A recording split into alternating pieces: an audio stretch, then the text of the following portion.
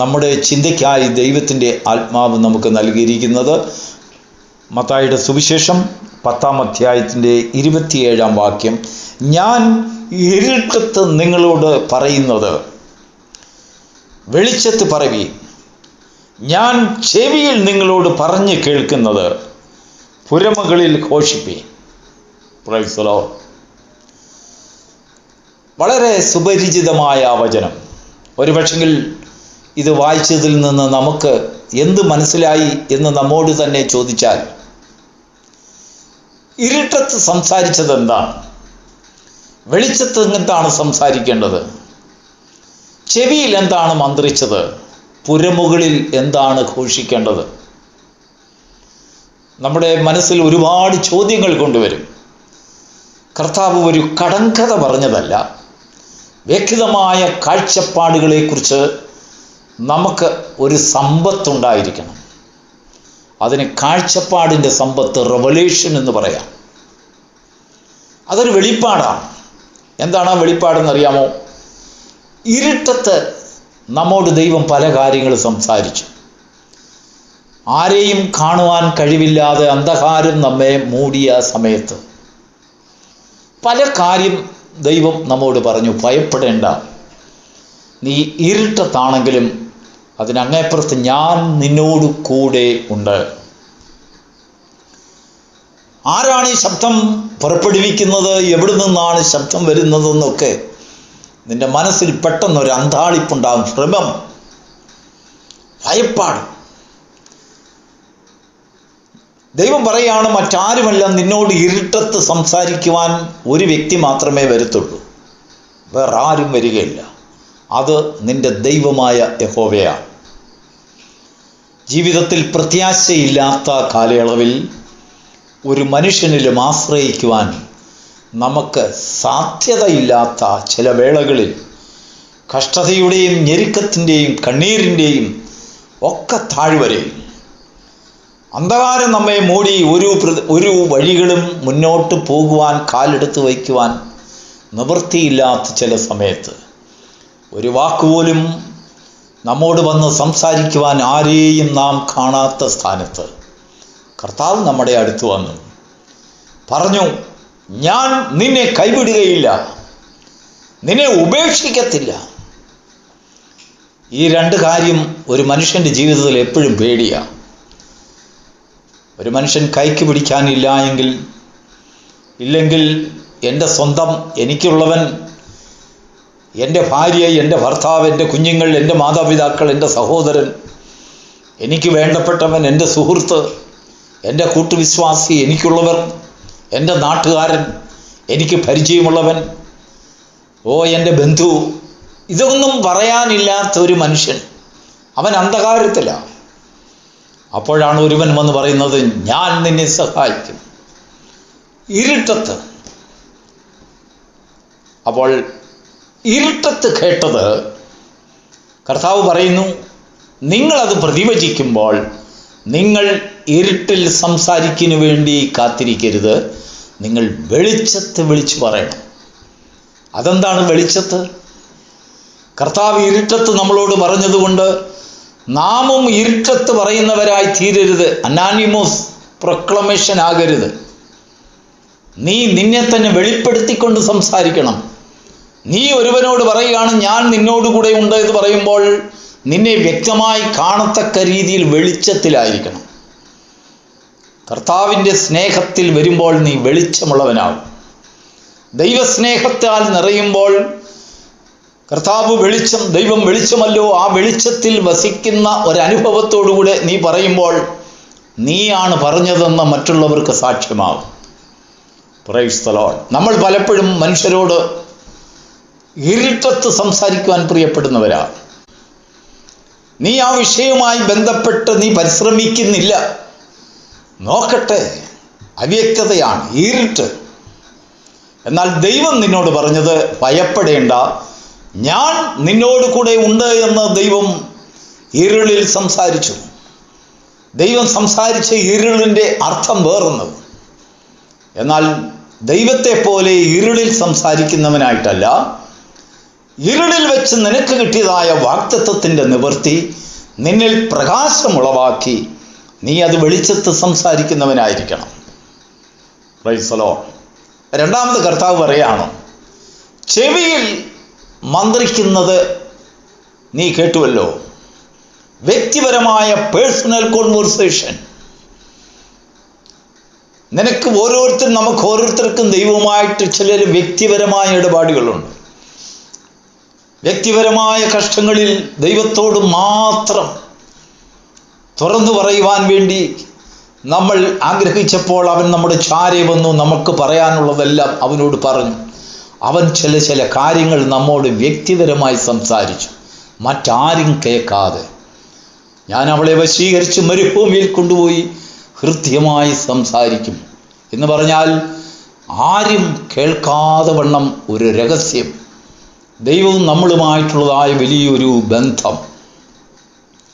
അത് പക്ഷെങ്കിൽ നമ്മൾ മറ്റുള്ളവരോട് പറയുമ്പോൾ കർത്താവ് പറയുന്നത് പുരയുടെ മുകളിൽ നിന്നും കൊണ്ട് പ്രഘോഷിക്കണം.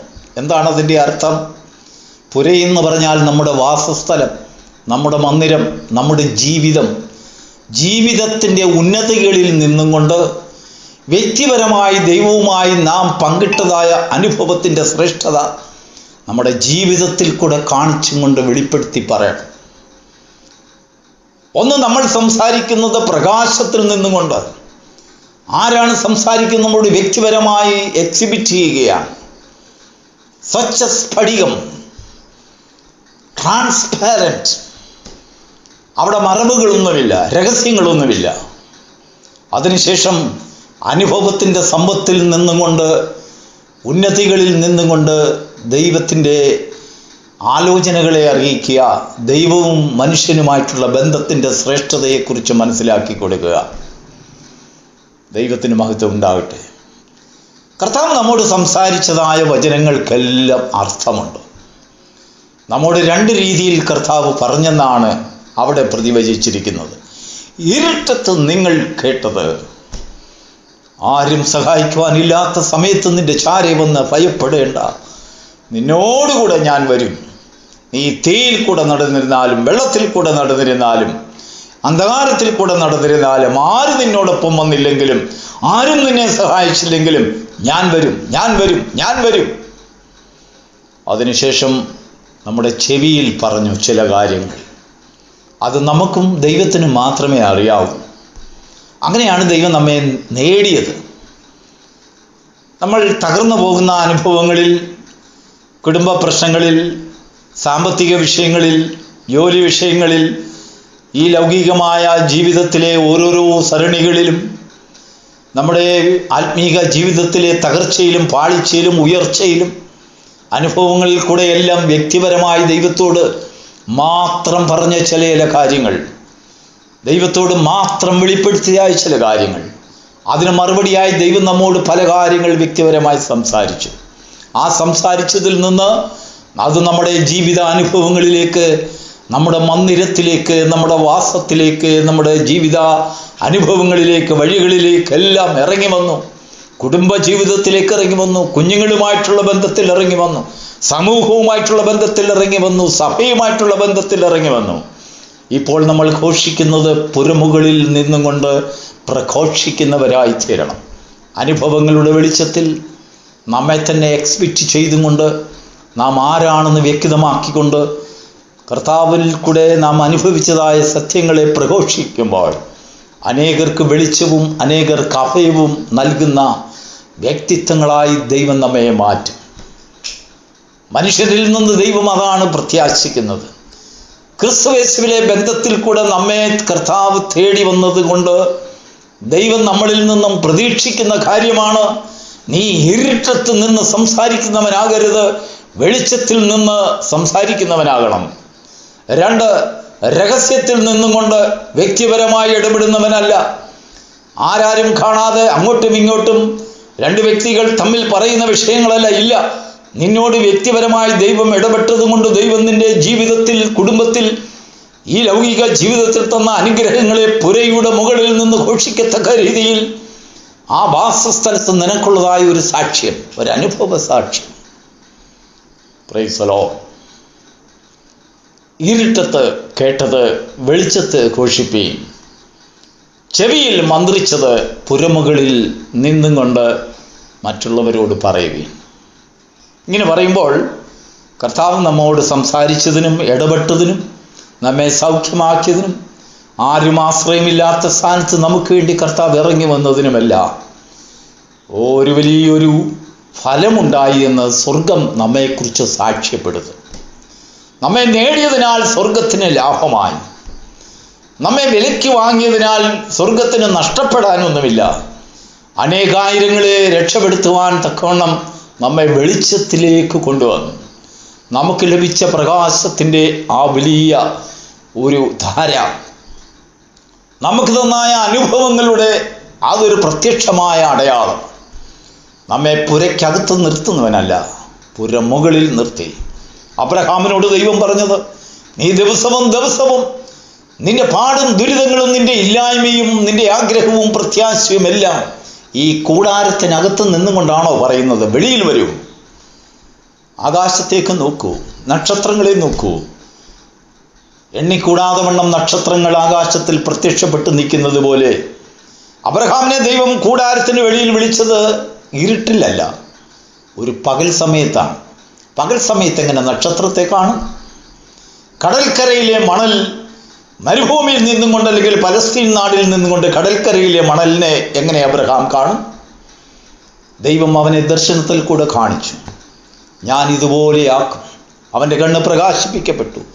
പ്രിയപ്പെട്ട ദൈവമക്കളെ, ഈ പ്രഭാത സമയത്ത്, ഈ വിശുദ്ധ ദിവസത്തിൽ നമ്മുടെ കണ്ണുകളെ പ്രകാശിപ്പിക്കേണ്ടതിന് സ്വച്ഛസ്ഫടികമായ ഒരു സ്ഥലത്ത് നമ്മെ നിൽക്കുമാറാക്കി നാം മറ്റുള്ളവരുടെ മുമ്പിൽ പ്രകാശിതരും അനുഭവസ്ഥരുമായി ജീവിതത്തിൽ കർത്താവിൽ നിന്ന് പ്രാപിച്ച നന്മകളെയൊക്കെയും ലോകത്തിന് മുൻപിൽ വിളിച്ചു പറയുന്ന അനുഗ്രഹിക്കപ്പെട്ട ദൈവത്തിൻ്റെ കുഞ്ഞുങ്ങളായി, മക്കളായി, ദാസന്മാരായി, ദാസിമാരായി, അവൻ്റെ സുഹൃത്തുക്കളായി അവൻ്റെ മുൻപിൽ പ്രശോഭിക്കപ്പെടുവാൻ ദൈവം ഈ പ്രഭാതത്തിൽ നമ്മെക്കുറിച്ച് ആഗ്രഹിക്കുകയാണ്.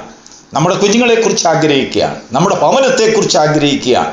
നമ്മുടെ ഭവനത്തിനൊരു തട്ടുണ്ടാകണം. അതിൽ കയറി നിന്നും കൊണ്ട് മറ്റുള്ളവർ കാണെ പ്രകാശിപ്പിക്കപ്പെടുന്ന ഈ വലിയ പ്രകാശത്തിലേക്ക്, അന്ധകാരത്തിലിരിക്കുന്നവർക്കും ആശ്രിതമില്ലാത്തവർക്കും സംശയിച്ചു നിൽക്കുന്നവർക്കും ജീവിതത്തിൽ പ്രതീക്ഷയുമില്ലാത്ത ജീവിതങ്ങളെ പ്രതീക്ഷയുടെ അങ്ങേയറ്റമായ കർത്താവിങ്കിലേക്ക്, സായുജ്യമായ കർത്താവിങ്കിലേക്ക് വഴി നടത്തുവാൻ നമ്മിൽ നൽകപ്പെട്ട പ്രകാശവും നാം കേട്ട വചനവും നമ്മെ സഹായിക്കുമാറാകട്ടെ.